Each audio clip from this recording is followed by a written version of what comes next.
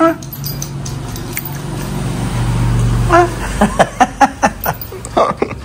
Hindi pwede sa inyari. May treats kayo, di ba?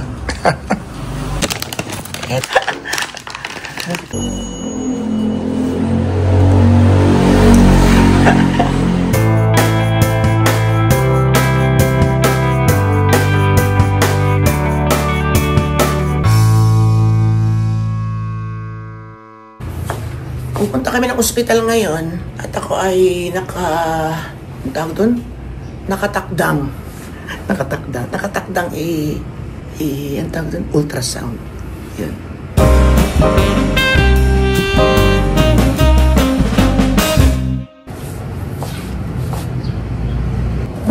Okay. So, inihintay lang natin yung pamangkin ko si Ira. Papunta tayo ngayon ng ospital. Ilang araw ko na nararamdaman na parang may masakit dito. Sa ilalim ng ribs. Lalo na pag gumagano'n ako or umuoklo ako. Ganun. Baka ko naapektuhan ng mga pagbubuhat ko or mga kung ano nung drama or baka sa higaan ko. Mabuti na napapatingin. Nagpa-regular check-up tayo bago tayo pumunta ng Japan. And bigyan tayo na recommendation for ultrasound ulit. Every 6 months yata yun eh. So, ngayon natin gagawin. Ngayon tayo nakaschedule. Ngayon tayo nagpa-schedule. So, mabuti nang nalalaman agad natin. Alam mo naman pa nagkakaedad, mga 35 and above. Taas ang kamay. Di ba konting sakit? Yan na naman to. Kaya sa mga stress tayo, mabuti nang alam natin. Kaya lang naman ayaw mag-hospital ng iba dahil sa ano? Pera. Takot. Diba? Tayo rin minsan. Hindi tayo makapag-araw-araw ng, o makapag-met na yan ng patingin or naman dapat bilhin because pera din. And naman naman ako yung iba kung bakit tayo magpatingin because wala nga pera. Alam naman dito sa atin sa Pilipinas, pera din. Kaunti lang man natatanggal sa PhilHealth. Meron pa mga ibang di yata kayang sagutin ng PhilHealth, diba? So yun, yung ibang ayaw magpatingin dahil nahihiya sa mga anak, nahihiya siguro humingi. Yung iba nga ay bukod nga doon sa katotohanan na takot sa gastusan dahil wala naman pang gastos. Yun. Kaya hindi nakakapagpatingin ng iba hanggang sa'yo na. Kasakit na ng bongga. Eh tayo naman may konti pa tayo nahuhugot. Kaya go! Ano ba kaya?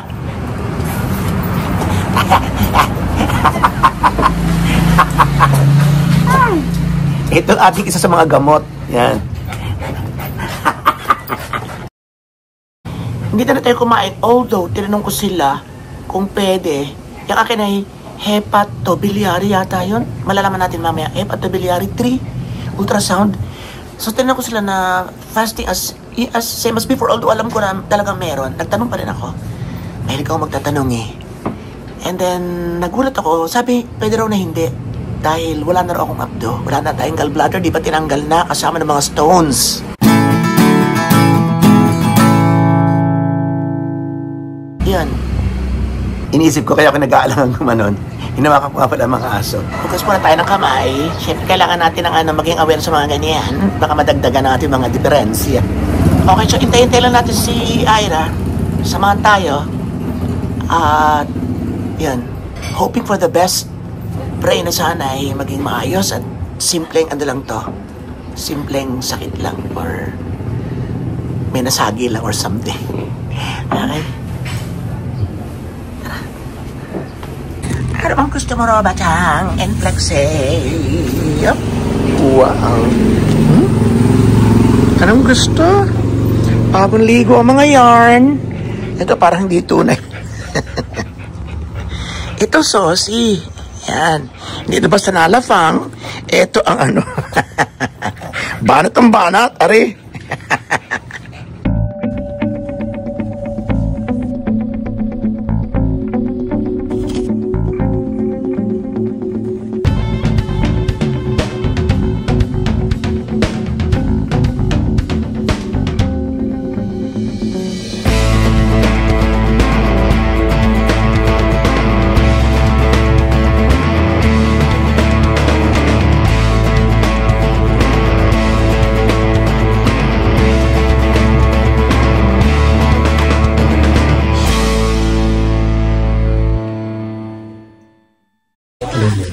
Yung AFP. Ay, ito mahal. Kano, 5,000? Hindi, 2.5 pero 2,000 na lang daw yun. Ay, Ito, bukod pa sa dugo. Oo, dalawa. HB, EAG, at saka yung ultrasound nyo, ay di 1784 na lang. Okay, kasama na yan, di pa? Hindi pa, bukod pa ito. Ultrasound na po. Ultrasound na, pero kukuha pa siya ng dugo. Opo.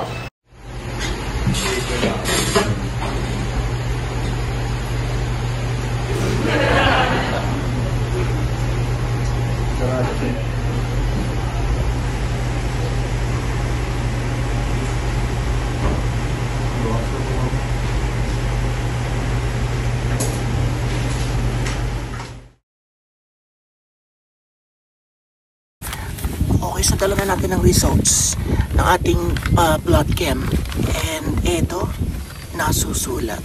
Unahin natin itong... Actually, ang haba ng nakalista. Ang haba ng nandito. Pero, tatlo lang actually yung ano. Tatlo lang yung may resulta. O tatlo lang yung ating, yung pinakuhanan nito. Ito yung AFP o alpha fetoprotein. And then ito yun. And then ang sunod ay SGPT. Yung para sa atay, ito yun. And then ang isa ay ito. Ito na yung ultrasound. Yun. Yun na nga, ultrasound. Miracle of all miracles ay nawala na.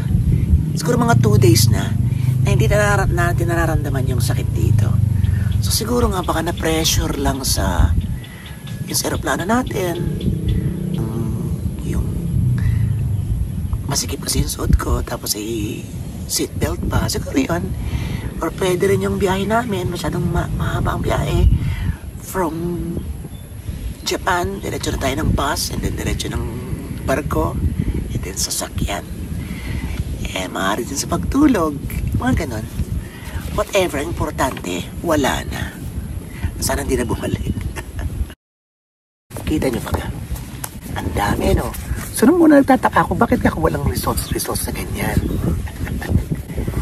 At puro yung range lang. Yan, yung range lang nandyan. Lately ko na nakita ito na bakit iisa lang. Akala ko kasi lahat may results. So wala nga. Ito lang pala. SGPT. So, yan po ay 27.1. Pero ang range naman ng normal is 15 to 40. Thank you Lord at okay. Pasok tayo. Pasok tayo sa pangak. So, non-reactive. And then dun sa 1.0, tayo ay 0.01. Yan, kung tama ang pagkakabasa ko.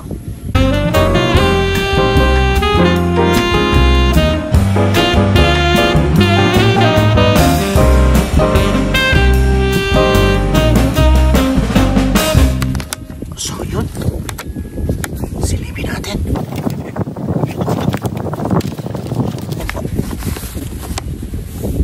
So, basahin natin. Ito ang impression, total impression. So, fatty infiltration of the liver, unchanged. Yun, so, ang medyo bongga na lang doon yung unchanged. Kasi hindi naman lumala. So, kailangan nating i-change ng pababa. Siyempre, kailangan natin mag-diet ulit. Post-cholecystectomy changes. Ano yun?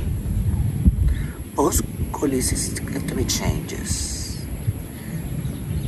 Ayun nga siguro yung yung change pagkatapos yung ating yun, yung pagtatanggal sa ating gallbladder.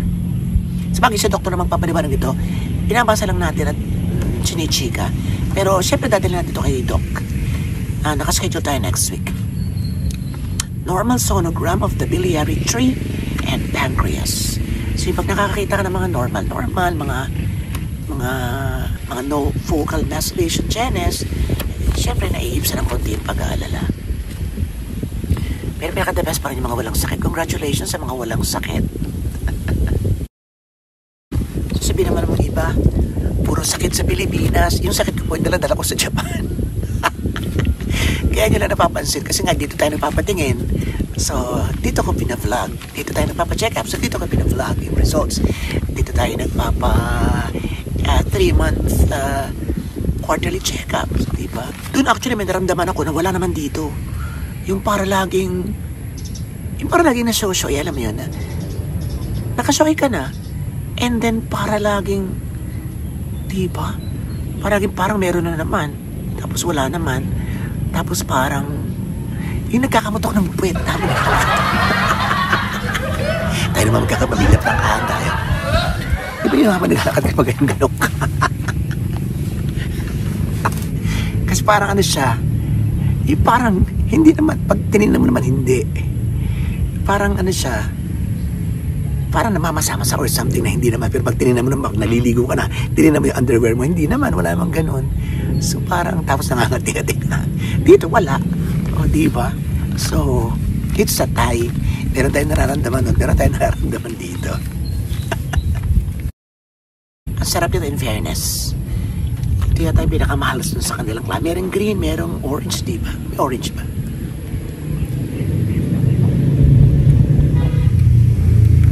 Ito pinakamasarap. pH 9 drinking water. So yun, bumili tayo ng gamot sa Atay. Pero konti-konti lang, hindi tayo nakabili ngayon ng box, hindi tayo naka-order. Kasi pag umorder tayo sa online, ay with matching 3 tablets na free. So kung 2 kahon tayo, 6 lagi. 6 na agad pala ang kasamang libre. And then may isang nakakatuwa na nagbigay sa akin ng balik-tanaw. Eto.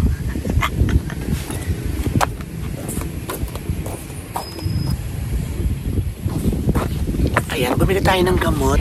Etong sinasabi ko, charang. So, bumalik yung mga alaala ng pagkabata. Ano to? Talagang bonggang-bonggang blessing sa isang bahay. Kasi meron ka na matitina ng mga dates. Tapos ipan-display pa kayo. Pag magaganda pa yung picture, pag hiwa-hiwalayin nyo na, diba? Kanya-kanya na ng ticket. Minsan pinaka-issue na lamang sa magkakapatid kung saang lugar sa bahay ilalagay. Minsan yung isa gusto dun sa sala, yung isa gusto mas maganda sa kwarto. Hindi mas maganda malapit sa kusina ba? Di ba ganun? So calendar ay isa sa mga bagay na talagang minimiti-miti at anong tawag doon? Inaasam-asam ng bawat bahay, ng bawat pamilya na kailangan makahingi sa Shell, kailangan makakuha sa Good Morning Store, kailangan makakuha sa ano, alin kaya may pinakamaganda, may mga comparison pa yan. Di ba? Magsiibig kayo. Di ba?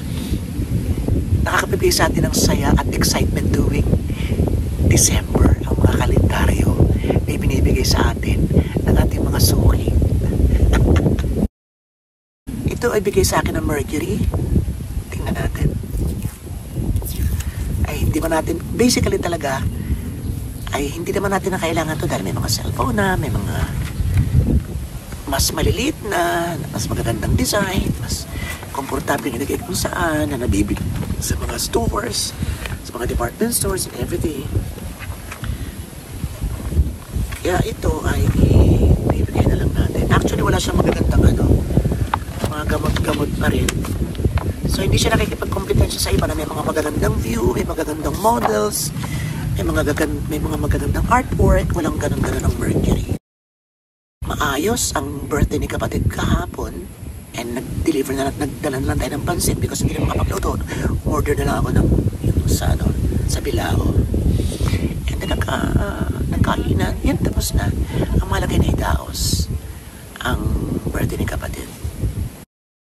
Pinapag-aralan ko rin kung makakapunta tayo kay Kitty, tapos pauwi na siya 2 weeks from now. So titignan natin kung kakayanin natin. And at the same time, pinaplano na rin natin ang ating pagbuelta o pag-rest back sa Japan dahil meron nga tayong tina-target. So, bibigyan ko kayo ng update next week kung ano baga. Kung sinusubaybayan nyo ko sa Japan, subaybayan nyo rin subaybayan nyo rin ako sa Pilipinas at kung saan man at kung saan man ako naroroon. Kayo makukurot ko eh. Okay, so this is your friend Roberto saying nagagusto ko sa mas at mabuhay lahat ng Pinoy sa masulog ng world. May nakatingin kasi sa akin kaya medyo kontrolado yung boses ko. Ando sa tapat. Ayaw umalis. Ay, meron na naman tayo.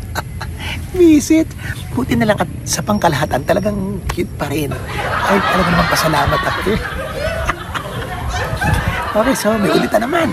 This is your friend Roberto saying nagagusto ko sa mas at this is your friend Roberto saying nagagusto ko sa... Ba't ako na nauutal? This is your friend Roberto saying nagagusto ko sa mas at mabuhay lahat ng Pinoy sa masulog ng world. Dermatology pa more and more and more. Thank you.